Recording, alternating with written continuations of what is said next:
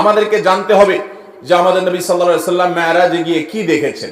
তিনি মেরাজে গিয়ে যে বিষয়গুলো দেখেছেন এর ভিতরে একটা বিষয় হলো তিনি জিবরিলকে দেখেছেন। জিবরিল ফেরেশতাকে তিনি তার আপন যে সুরত, তার আসল যে রূপ, সেই রূপে তিনি দেখেছেন।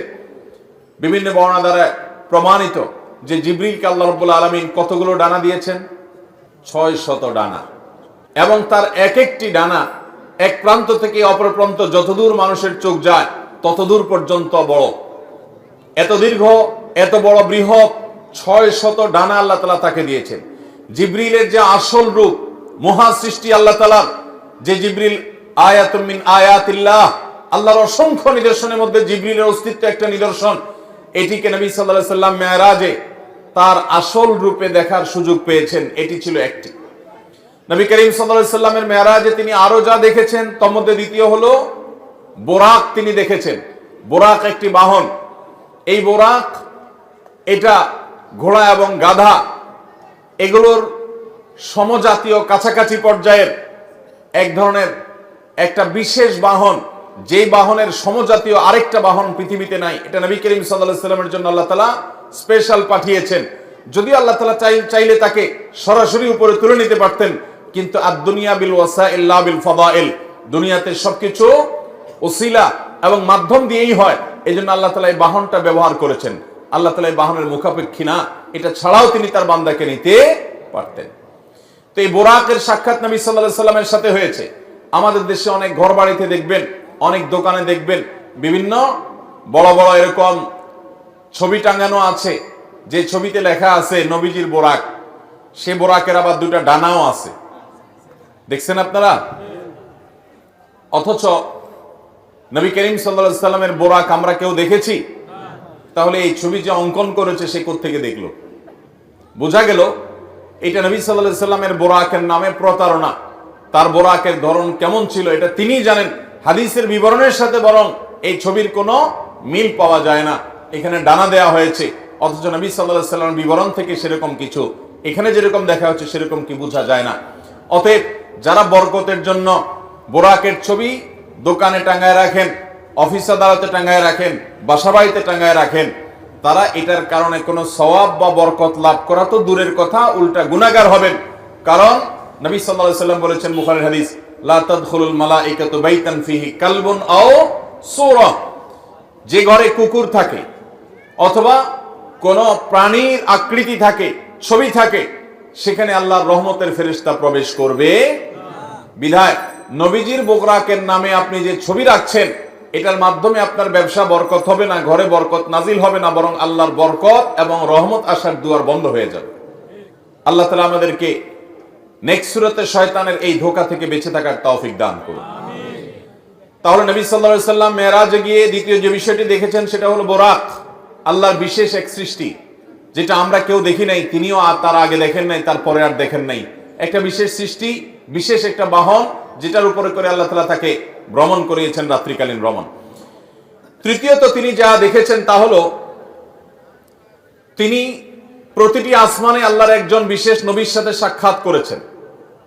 আল্লাহর যে সমস্ত নবীরা দুনিয়া থেকে বিদায় হয়ে গেছেন, মারা গেছেন, নবীগণ দুনিয়া থেকে চলে যাওয়ার পরও একটা বিশেষ হায়াত, বিশেষ একটা জীবন তারা লাভ করেন।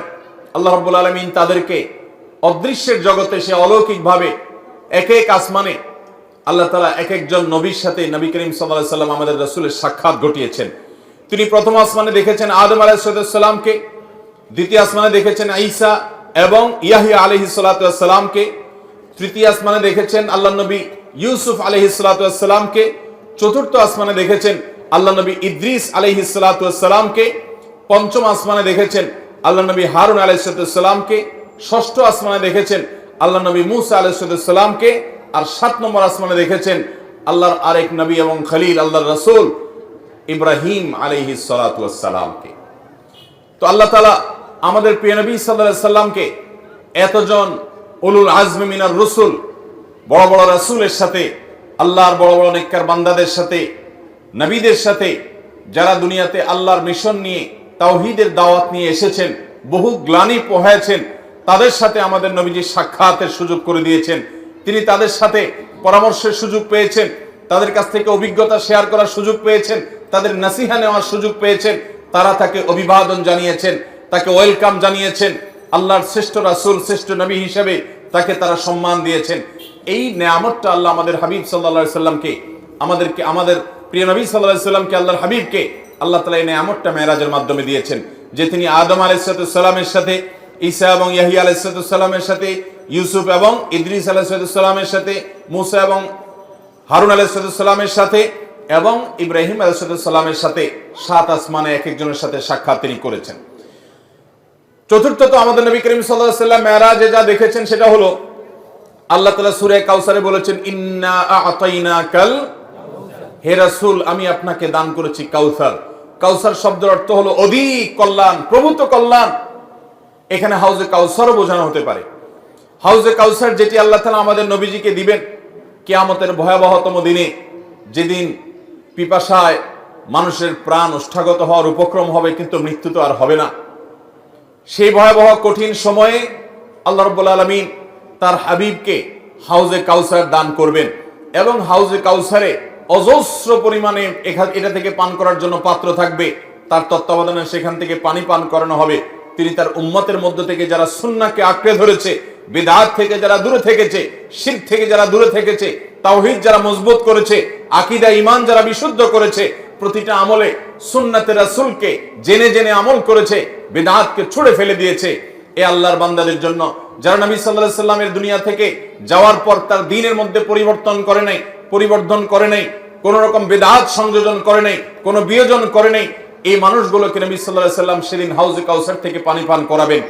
সেই হাউজে কাউসার আল্লাহ রাব্বুল আলামিন মেরাজে নিয়ে জিবরিলের মাধ্যমে নবীজিকে দেখিয়েছেন, তাকে দেখার সুযোগ করে দিয়েছেন যে এই সেই হাউজ, যে হাউজ আপনাকে দান করা হবে কিয়ামতে ভয়াবহ সময়ে আপনি যখন মানুষকে পানি পান করাবেন, সেটা তিনি মেরাজে অবলোকন করেছেন।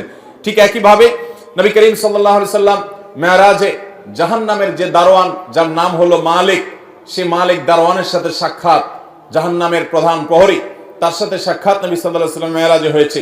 বাইতুল মামুর নামে একটা মসজিদ, একটা ঘর আছে যেটা 7 আসমানের উপরে, এবং যেটা বাইতুল্লাহ, যেটা মক্কাতে মসজিদুল হারাম, এই মসজিদুল হারাম কাবা ঘরের ঠিক বরাবর উপরে একেবারে 7 আকাশের ঊর্ধ্বে বাইতুল মামুর নামক এই মসজিদ সেখানে স্থাপিত আছে।